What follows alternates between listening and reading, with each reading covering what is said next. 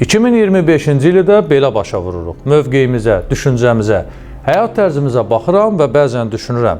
İlahi, bizim xalq 2025-ci ilə qədər necə sağ-salamat gəlib çıxıb?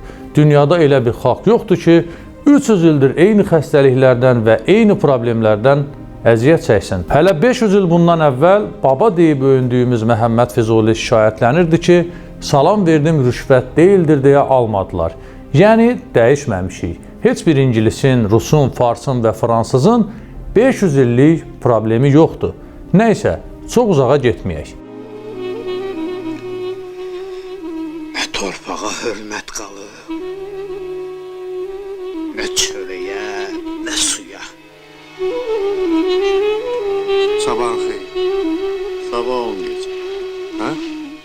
Cəhənnəm olsun, içində olasın. Sizi şad xəbər olasınız. Eşitdim ki, 2026-cı ili də Zeynəb Xanlarova ilə qarşılamalı olacağıq. Dövlət televiziyası öz ənənəsinə sadiq qalaraq yenidən onu yeni ilin müjdəçisi kimi səhnəyə çıxaracaq.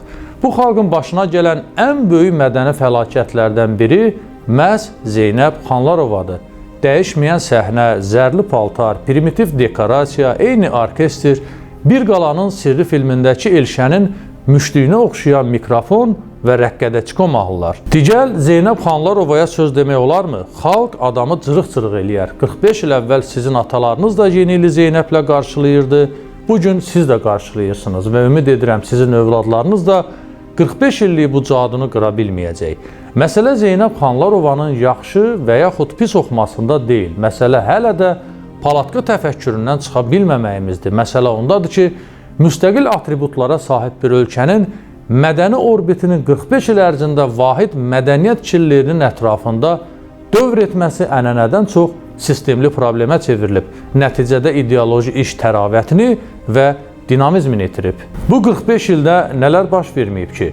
Dünya mədəniyyətində dəfələrlə inqilablar olub, pərdələr cırılıb, səhnələr minalanıb, nəsillər qırılıb, uşaqlar böyüyüb, şəhid olub, babadan nəvəyə heç nə qalmayıb, baba ölüb, ata vərəmləyib, övladın bədənində xərçəng doğub, kəndlərimiz, şəhərlərimiz arzular qəbristanlığına çevrilib. Zeynəb xanımın isə bircə Allahlığı çatmır. Sen o kadar yalan falan danıştın ki, eğer bu saat sarayımda yopçular mübahiz geçirseydi, sen şüphesiz galip gelerdin. Ben de seni sarayın boş terk ederdim. Onda sen de benim şu dumbul şalıp şillak atardın. Bak böyle. Bəli, ola bilər ki, mən yalan danışıram, amma mənim yalanlarım kütlənin doğrularından daha doğrudur.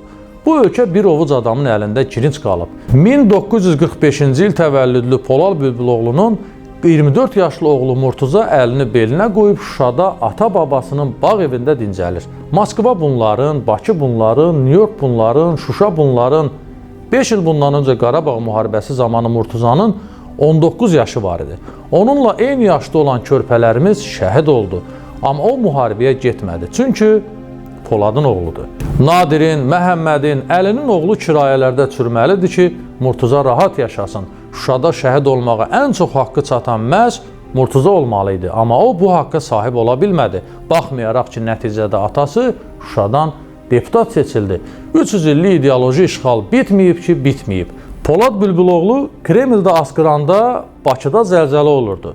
İndi Bakıda xırda öhö eləsə adamı vətəndaşlıqdan silərlər. Başqa nə olmalıdır ki? Görəsən bu dünyada öz taleyinə bizim qədər biganə olan xalq varmı?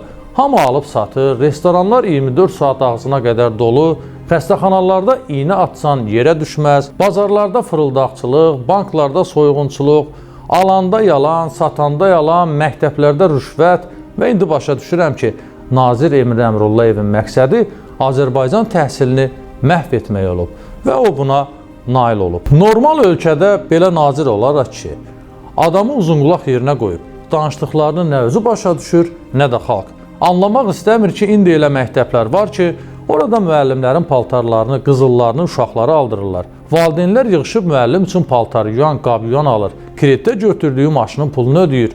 Görməmiş valideynlərin də hərəsi bir iPhone alıb uşağının əlinə verib.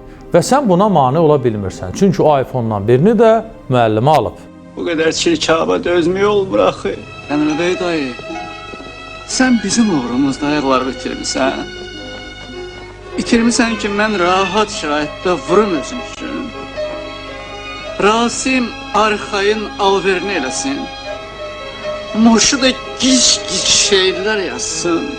Xoşbəxtlik, saadət. Mənim böyüdüyüm detdonu söküb, yerində saadət sarayı tikiblər. Yadıma bir neçə il bundan əvvəl Binəqədi rayonunda olmuş bir əhvalat düşdü. Nazirlərdən biri yaşadığı rayonun icra başçısına zəng vurur və tələsik tapşırır ki, dərhal onun evinə getsinlər. Evdə ciddi bir hadisə baş verib. İcra başçısı da məsələni uzatmır, xeyli sayda əməkdaşı nazirin evinə göndərir. Onları qapıdan mühafizəçi qarşılayır. Soruşurlar ki, nə baş verib? Mühafizəçi deyir ki, cənab nazirin xanımını ağcaqanad dişləyib. Elə bu vaxt nazirin xanımı həyətə çıxır və icra hakimiyyətinin işçilərinə ciddi şəkildə tapşırıq verir. Məni ağcaqanad dişləyib, dərhal tədbir görün. İcra hakimiyyətinin işçiləri çaşqın vəziyyətdə qalırlar. Nə etsinlər, hansı tədbiri görsünlər bilmirlər. Tələsik icra başçısına zəng eləyib vəziyyəti izah edirlər. İcra başçısı da qısa cavab verir. Dərhal tədbir görün və telefonu söndürür. Bundan sonra icra hakimiyyətinin işçiləri sanitar xidmətin onlarla əməkdaşını nazirin həyətinə yığır.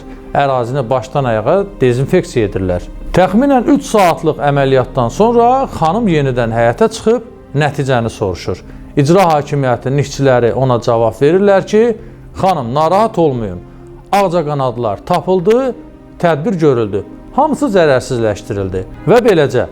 Bu əhvalatı eşidəndən sonra başa düşdüm ki, biz bu ölkədə havayı nəfəs alırıqsa şükür etməliyik.